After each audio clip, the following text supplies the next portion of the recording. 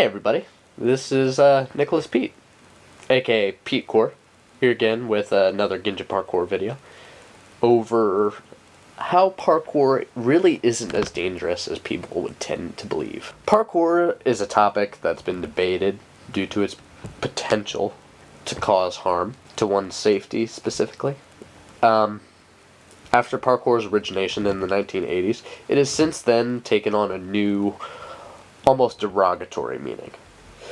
A large majority of the public tend to believe that parkour is dangerous, and in most cases, trespassing, destruction of property, inappropriate choice of venue.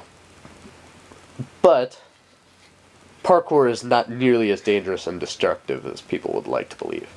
In fact, parkour is safe, constructive, and a most beneficial skill to have.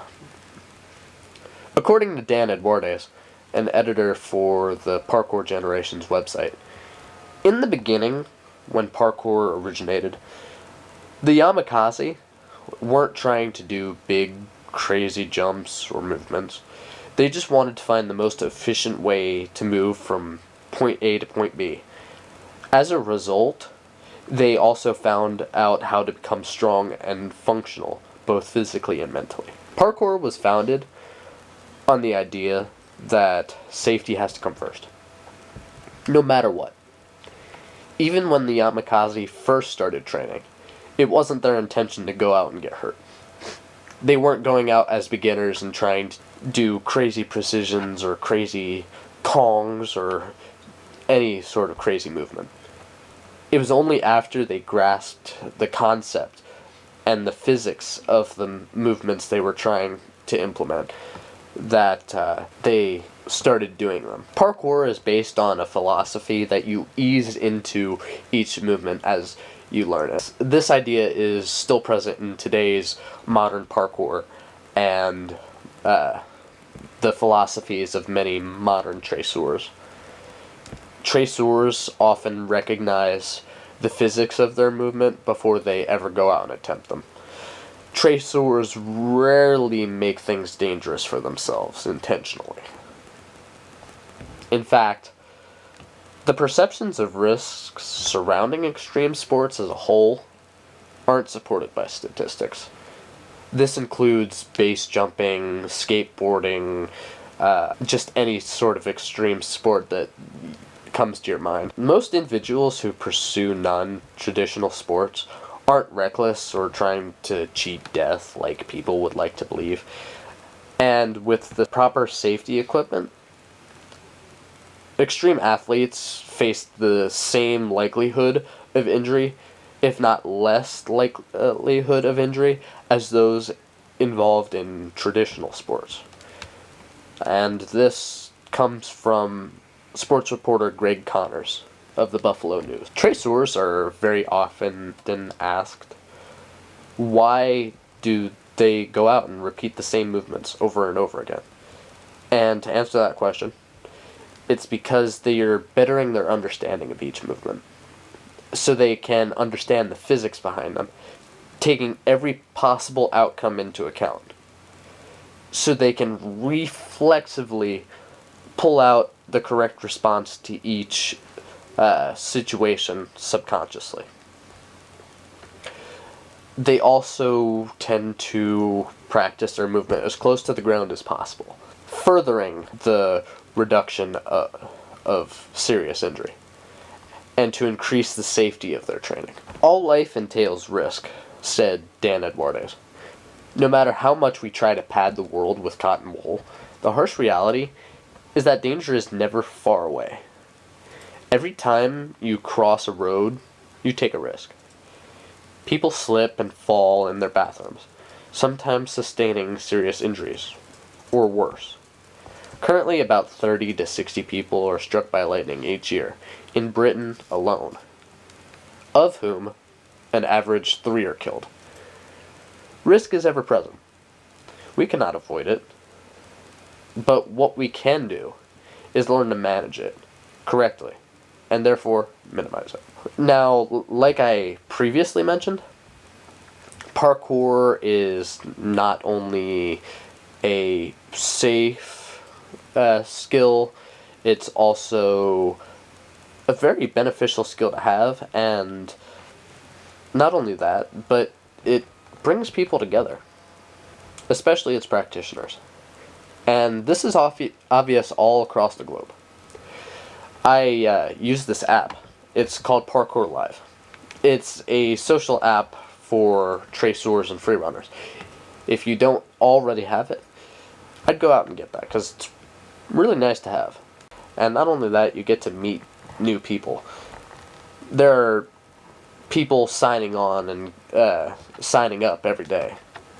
And as I say that, parkour groups and parkour gyms are popping up around the globe regularly, almost daily. Parkour is definitely blowing up, said Shemra June, the 27-year-old owner of the Brooklyn Beast, a parkour gym in East Williamsburg, Brooklyn. I see it becoming something very mainstream, he said. Now, not only is parkour becoming popular, it's never gonna leave. Parkour is here to stay. It is not going anywhere. Or rather, it's going everywhere. But it's not leaving. And not only is it not leaving, but parkour also demonstrates great morals and an even better philosophy. For example, when David Bell and the other 8 founding fathers of parkour started their practice, they called their group the Yamakasi. Now, Yamakasi, for those who don't know, is a Lingala word, meaning strong man, strong spirit. Another example of the great morals and the great philosophy that parkour has lies within the walls of an Indiana parkour gym, specifically in Fishers, Indiana, by the name of BASE, BASE Fitness. BASE is an acronym. It stands for balance, agility, strength, and endurance. The instructor there, Aaron Steuerwald, created the business motto, which is, we start together, we finish together. It is very clear that although parkour may look destructive, it's actually quite the opposite. Parkour brings people together through movement, thus being a constructive influence. And not only that, if you listen to the business motto of BASE, we start together, we finish together. Now, we could pick that apart piece by piece, but it's very clear what it says. We start together. We start as a group, and we finish together. We finish together, meaning we leave no man behind. Now, that sounds to me very positive. Parkour, not only is it constructive, not only is it a beneficial skill to have, not only is it not dangerous, but parkour has an endless number of uses. For example, the original purpose of parkour was the ability of moving across a terrain in order to escape a threat, or rescue a civilian, or to get yourself to safety. It was used by the French army for these purposes, and since then has been taught to police forces and firefighters around the world. Another example of parkour being useful is, say a local woman gets her purse stolen from her, and you happen to be just close enough to see the villain steal the woman's purse. You immediately begin chasing the villain. Shortly into your pursuit, you see this strange, rather obtuse obstacle in your path. You have a split-second decision to make. Either you run around this large obstacle and risk losing your villain, or you muster up the strength and the will to propel yourself over this obstacle or vault your way over this obstacle and catch the villain. And this is just one what-if situation where knowing a little parkour could really help. Another example could be, say the city in which you live floods over, and you needed to get to help or get to safety, and the only way to get to safety is by swinging from the branch of a tree over this huge body of rushing water. The only way you would be able to get across was if you swung from this branch over to the rooftop or to another tree branch where there was safety. Obstacles are found everywhere, and in overcoming them, we nourish ourselves. Whether it be a physical obstacle or a mental obstacle, when we overcome an obstacle, we are constantly nourishing ourselves, making ourselves better in one way, shape, or form. Learning parkour would not only help nourish the population, but with parkour's many uses and its tendency to act as a constructive influence, parkour really isn't as dangerous and destructive as people would like to believe. It really just depends on how you use it. Parkour and freerunning, a lot of people don't like to admit, but it's shown at a very high level on the internet and on TV. It's shown by professionals, professional traceurs, freerunners, stuntmen. Although they are performed with the necessary safety procedures, this is not always obvious in the YouTube videos and the TV shows. And on top of that, the professionals have years of experience.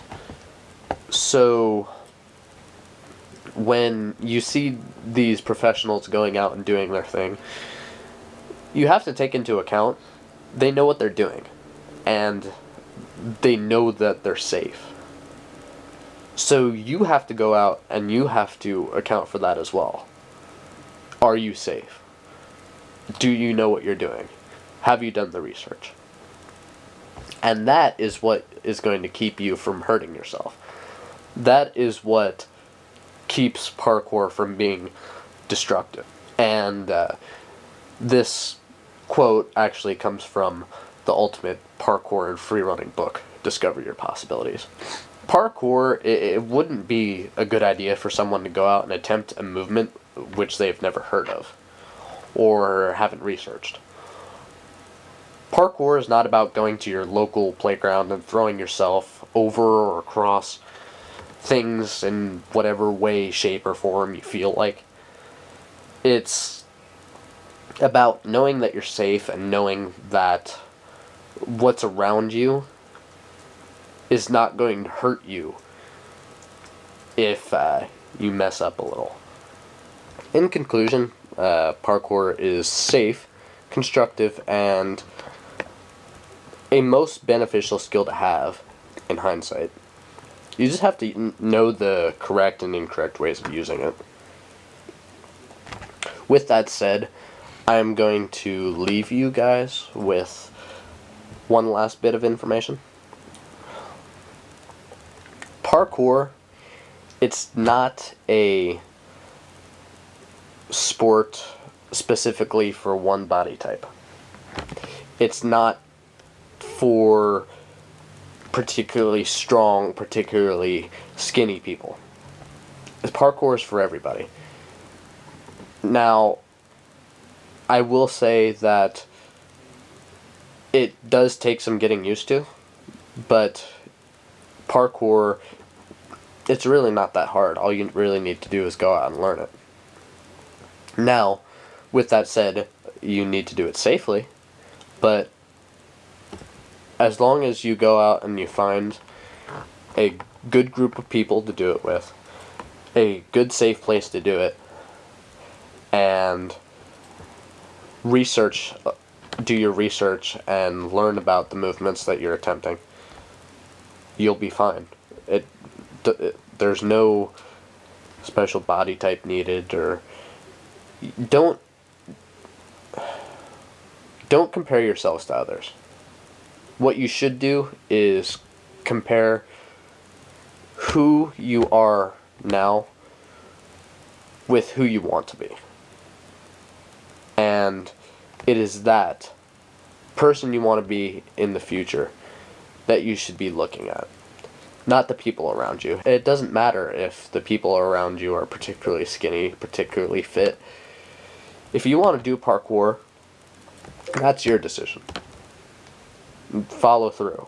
I'm not going to get a whole lot into this because this is a particularly deep subject to get into, but just do it. Go out and do what you want. Do what you love. And I believe that's what I'm going to leave you with today. So, peace and parkour, everybody. Good night.